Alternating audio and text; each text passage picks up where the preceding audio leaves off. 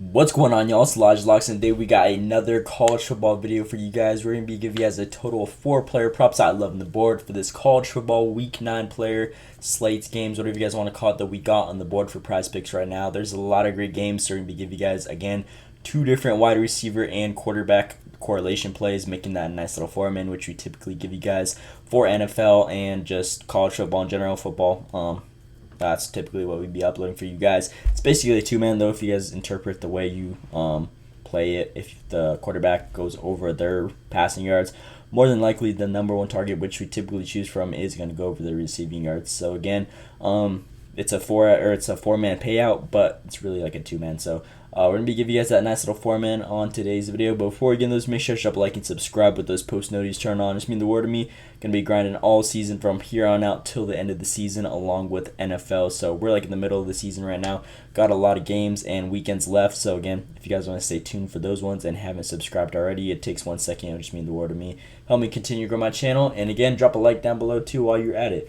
So with that being said, we're going to hop right into the players we got for today. Now, if we look at this week 9 slate that we got, there's a lot of good games, but we're going to be looking at these 130 games. There's a lot of good matchups and a lot of top 25 ranked teams, which should be a great day of football in general. So with the first game that we're going to be looking at is Mizzou against Alabama Crimson Tide. This one should be a great game, 21 versus ranked 15th.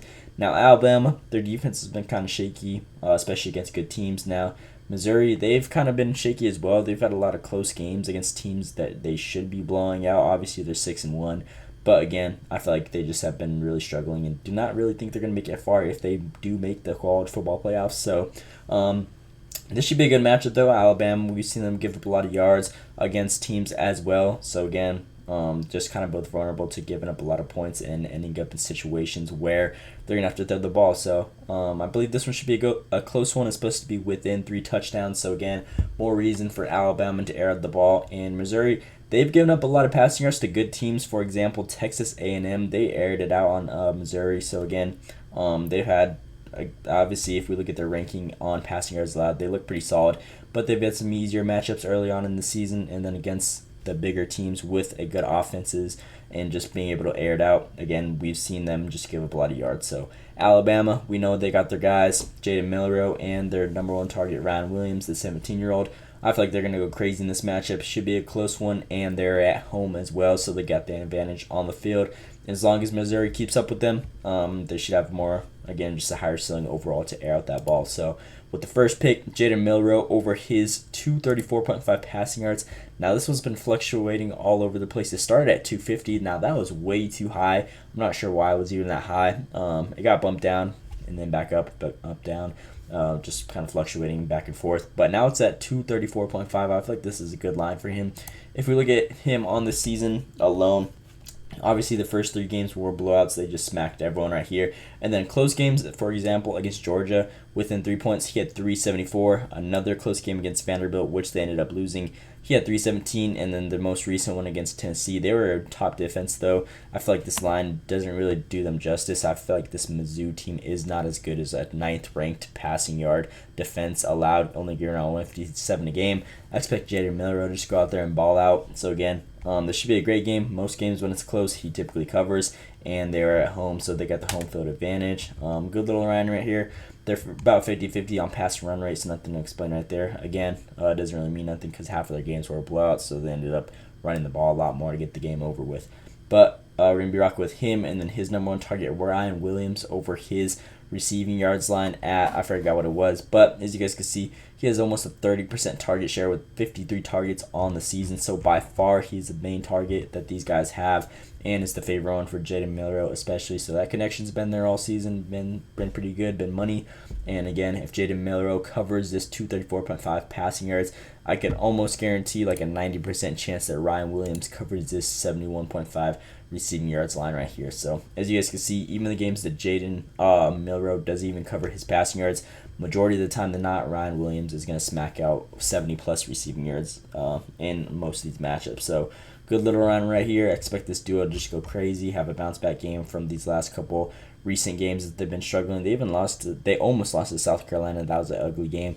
Then obviously they came off of this loss against a top-ranked Tennessee team. But again, great line right here for both these guys. Jalen Milroe and then his number one guy, Ryan Williams. So that's the first correlation play we'll give you guys right here. Ryan Williams right there, boom.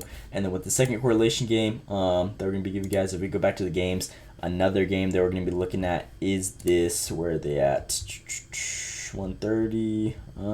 TCU, Texas, or not TCU, yeah, whatever. Horned Frogs against Texas Tech Red Raiders. Now, I expect this one to be a good game.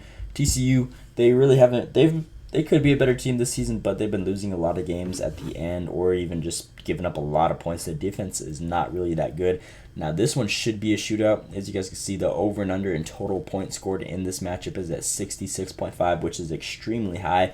Again, both these teams do not really have good passing defenses as well. I was debating on putting a same game parlay on this one with quarterback and number one target on Texas Tech, and then the quarterback and number one target on TCU. But I feel like the value is just better for the TCU in this favor. They are at home as well, so as long as Texas Tech is able to keep up with them, they should have a nice time airing out the ball, which they love to do already. Again, just creates a higher ceiling and more opportunities for those passing plays to happen. If you look at Josh Hoover alone so far this season, he's gone 57% of the time, 4 out of 7. A lot of the close games as well, kind of similar to Alabama, their correlation, whatever you guys want to say. They've covered this line as well. This guy loves to air out the ball. Josh Hoover is a baller. He's hit on multiple plays for us. We took him a lot at the beginning of the season, and he cashed in these first 5 games a lot. They have a 60% pass rate compared to 40% run rate, which is pretty good value. Josh Hoover, this dude knows how to throw the ball. His line's at 323.5 for a reason. As you guys can see, multiple games over 350 easily, and all these games were close. UCF, he had 402. This game against SMU, they were playing from behind. It was a really high-scoring game, over, 100-point total, which is insane.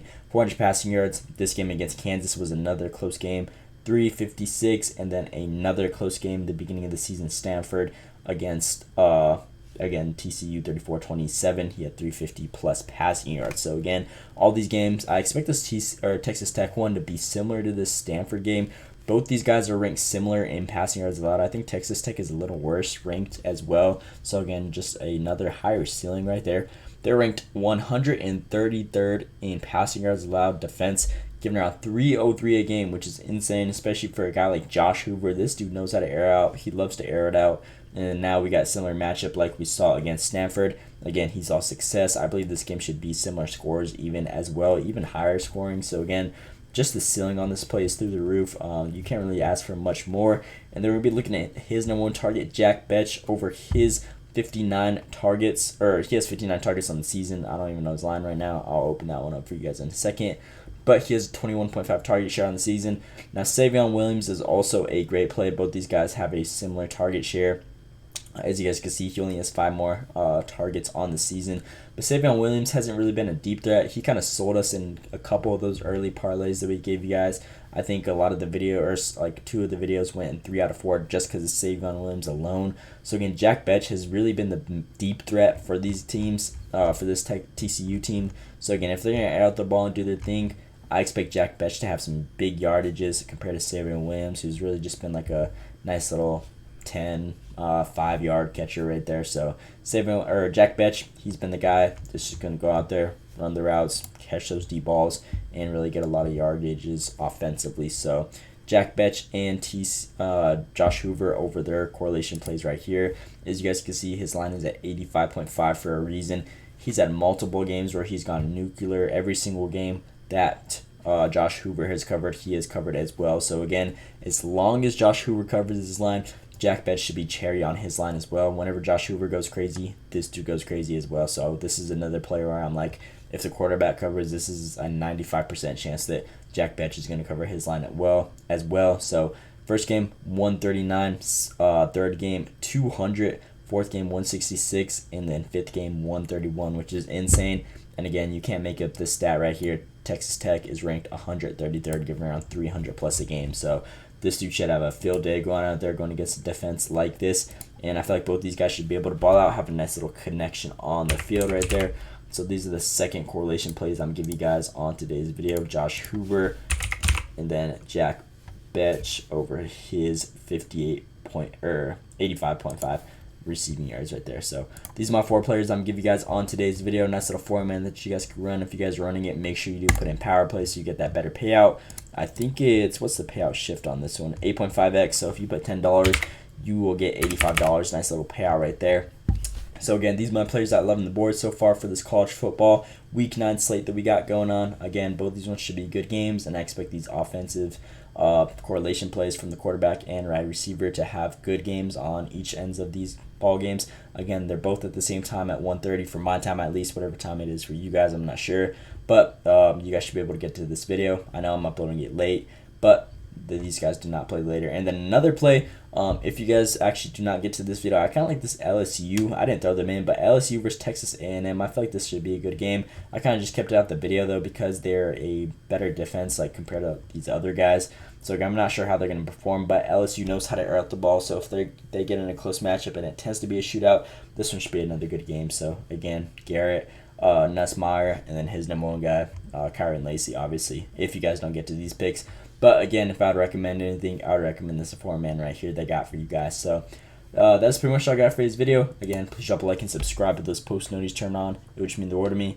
And again, if you guys want to get NFL, football, college football picks throughout the whole rest of the season that we got from here on out till then, again, make sure those post notifications are turned down below. And I know a lot of you guys were saying the Discord link wasn't working in the last video that I gave you guys. I just updated it, and I'll drop another link down below in this video. So again, if you guys weren't unable to join last video, I'll have a link in this one that should be working. So again, sorry, unfortunately it just wasn't working. I'm not sure what was going on there, but the new one in here down below on this video should be working for you guys. So again, make sure you join up on that one, and it's completely free for anyone to join. That's where I just post extra picks and whatnot. Player of the days, which has been pretty good as well recently for NBA. So again, if you guys want to stay tuned with those extra little insights, notifications, just updates on like the content, again, make sure you join that down below for free. Anyone can join right now at the moment. So with that being said, that is all I got for you guys on today's video. Let me know what you guys think down in the comments below. Hope you guys enjoyed. Thanks for watching, and let's see you today.